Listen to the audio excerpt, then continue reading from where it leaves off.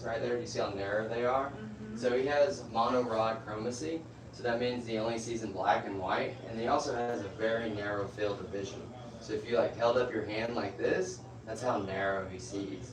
So it's very hard for him to see the difference between your finger and anything else that he's eating. Hey Flash, good morning. Sometimes he's a little picky. He's gonna be picky, but that's alright. Oh, there's Tatum. So what we're gonna do is we're gonna chop up a couple things. And I'm gonna chop and also tell you while you look, and you can pet them. When you pet them, you wanna do just kind of long, soft strokes like this. And you can pet with the front of your hand, but I would suggest kind of doing the back, because what happens when people pet like this, they start to do that cat scrunch thing that everybody wants to do, and he doesn't like it. Exactly. A couple cool things about sloths is they 10% of their body weight every day, right? But then they use the bathroom only every 7 to 10 days. And when they come down out of the tree, they come down in the same spot and they do a little potty dance. And when they do that potty dance, the sloth moth crawls up onto them. And then that sloth moth lays its eggs and it starts to establish like bacteria inside of them, right? All along their fur. So in the wild, they're gonna have between 100 to 200 bugs living all over them. Isn't that crazy? It's kind of disgusting. Yeah. You want to try zucchini, bud? Still no on the zucchini. He's picky sometimes. Right. Let's see if he likes some squash. But try something different. You'll find what I want sooner or later. His number one is green beans, and I just pulled out the green bean, and I could tell that he wasn't gonna like it, so that's the reason we switched it. So because their vision is so horrible, they really rely on their sense of smell and their sense of hearing. So if you see him start or just kind of move really fast, it's because he heard something. He's like, oh no, am I safe? Vladik, if you need help with the air machine. Pretty cool that they're designed that way.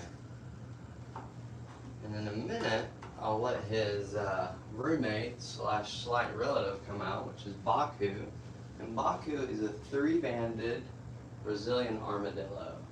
And the reason that they are related, Flash, you are hilarious, but alright, we're gonna give them a minute, but I'm gonna have a bowl for you, and at any point, you can try to feed them any of this right here. Okay. John, we have some stuff chopped up. The only thing that we've talked about so far is him coming down out of the tree and the sloth moth. He has not really been into the squash, zucchini, or sweet potato so far. Okay. But that's the only two things we've went over. All right, great. Hey, I'm John. Hi, John. Audra. Audra, you staying here? Yes. Great. What are you staying in? The bandwagon. How do you like it? It's lovely. Good. I'm glad. Hopefully tonight it is going to rain. The only time I come down and sleep in one of those wagons is if it rains hard, because the rain on those canvas roofs could just put you in coma. Good. It's awesome.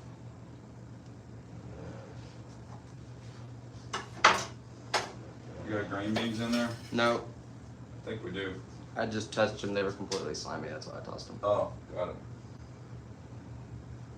Flash, hey baby boy. What you doing, dude? Good morning. Oh, on the squash.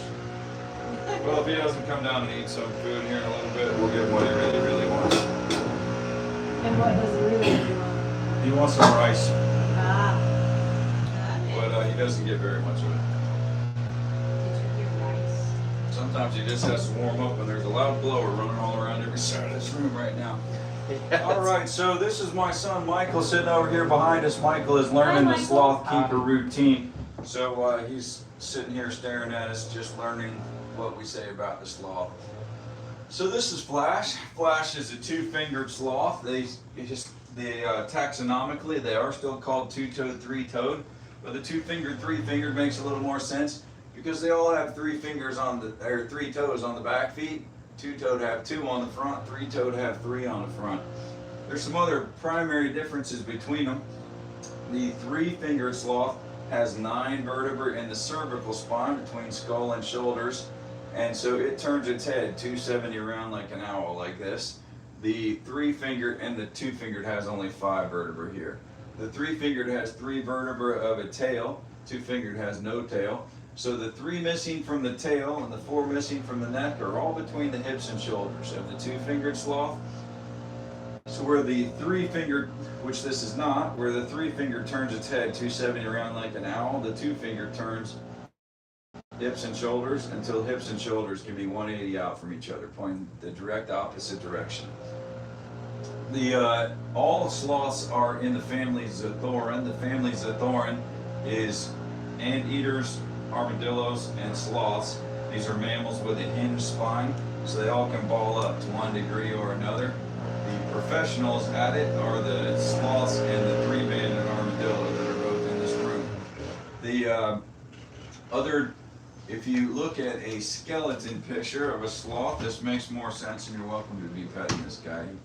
He's softer than he looks like he would be. If you look at the skeleton picture of a sloth, which is just a Google search for sloth skeleton.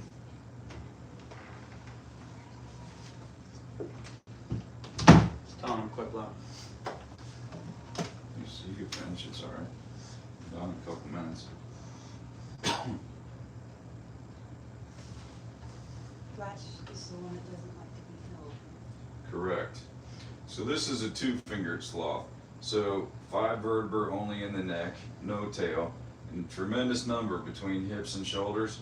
This dude's got 46 ribs, 23 sets of ribs. Wow. The 3-fingered sloth has a much, much longer neck. He has a tail, so all those extra vertebrae come from between the hips and shoulders. So see, he's got far fewer ribs. The 3-fingered sloth, which is not this one, has very long arms but short legs. The 2-fingered sloth, which is this one, has arms longer than body, legs as long as arms. The 46 ribs, 23 sets of ribs, and this guy we're going to talk more about later, but he is built like a truck. So sloths are slow. Everyone knows that sloths are slow, but sloths are slow in ways that it likely hasn't occurred to you that it is possible for a sloth to be slow. So the beginning of a sloth being slow is their diet. In the rainforest, the sloth is eating about 90% leaf material. Leaves are very low in nutritional value, very hard to digest, very low in caloric content. So he is working on an extraordinarily limited energy budget. His energy budget is so low, in fact, that the sloth cannot maintain his body temperature. His core body temperature closely follows the outside air temperature, and so his core body temperature can be 19 degrees Fahrenheit less in the night than it is in the day. So for a human, our normal 98.6, if we were a sloth, that would mean that we would drop all the way down to 79.6 at nighttime. Obviously that would not work for us. The sloth also can only nourish its babies with milk for about 3 to 6 weeks. That is because there is no ability for a sloth to produce the energy enough to make milk for longer.